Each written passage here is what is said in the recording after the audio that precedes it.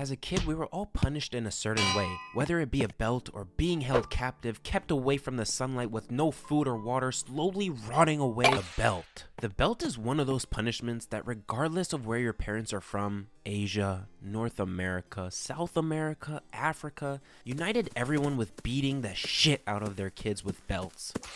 Using the belt had a very fine line of when it became abusive. Oh hell, alright. It was always abusive, but sometimes kids deserved it. If my kid acted like some of those 12-year-old demons on the internet, you best bet I'ma whip out that 1977 leather belt and start whooping his ass. Getting him the right help and, making sure he never does it again. Yeah. This method was 9 out of 10 effective. It was to the point of if your parents even adjusted or took off their belt, you just get flashbacks on when you were lined up and belted. Not again. At some point, usually around the age of 17, you'd have to give up the belt because if you took it too far, they might just end up catching that shit and hitting you with the RT circle X triangle combo. Eating soap. Forcing anything into someone's mouth is just mad weird, let alone a kid. The soap punishment would most often be initiated when a kid swears, and sometimes it just slips out by accident.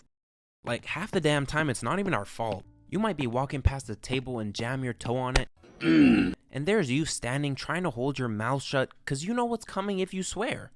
Fuck. Well, at least you're getting a full cleanse and some fresh breath out of it. The chancla. If you live in a Hispanic household, you have probably met a chancla face to face. Whoever wields this dangerous weapon has so much power in their hands. It instantly gives you aimbot. Like, I don't know if there's a single person who's used it and missed. There's just no escaping it. You could be 100 yards away and that shit would still somehow defy all the laws of physics and smack you in the head. You pretty much have a throwable belt with 100% accuracy. Grounding. Depending on what type of kid you are, this might be the heaven of punishments. I mean, staying at home, eating Doritos, and playing video games? Come on, what's better than that? Having intellectual conversations and hanging out with friends, having the time of your life, doing the most menacing things, getting some sun and being a regular healthy kid? Doritos! If you tell most kids in this era that they are going to be grounded, they would be ecstatic, jumping up and down, thinking about how much Roblox they can play. Back in the day, however, before all the iPads and iPhones, being grounded was personal hell. Like imagine trying to call all your friends one by one on your rotary phone, trying to tell them that you're grounded. 4, 4, 5. Then there's you looking out the window, seeing all your friends on a stroll, laughing and rambling about, imagining how much fun they're having without you. And you're stuck inside a dark room, crying your depressed self to sleep for nights, weeks, months.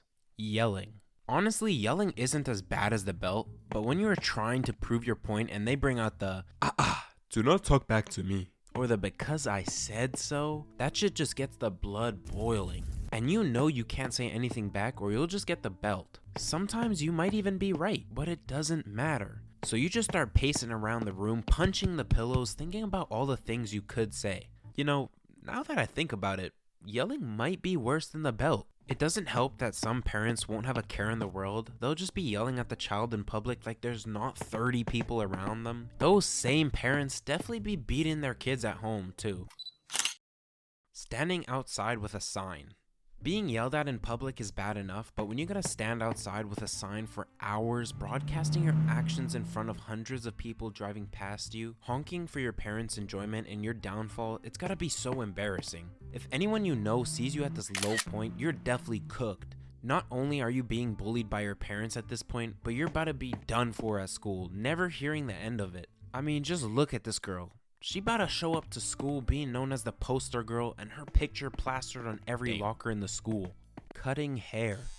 To keep it simple, you're fucked. Bro, haircuts are everything nowadays. They can make or break you. The last thing you want to do is show up to your first day of school looking like Caillou or Tommy Pickles. You have to be the worst type of kid for your parents to cut off your hair. Like, I wouldn't wish that upon my worst enemy. And working at a school as a student, I would know firsthand that those school roasts and slapping of each other's heads will mentally scar a kid. Like, there's no coming back from that. And if you get that mom cut special, you better hope you're going bald or you'll turn out like Danny DeVito. Being starved. You might be a serial killer. There's just no chance I would ever starve my child of food. You literally need it to survive. I remember those days when I forgot my lunch and bro, my stomach felt like it was about to fall out my body and the black hole feeling was taking over. And I'm the type of person to get hangry. Like, say one word to me and I'm like, nah, I'm a pussy, guys. I would never.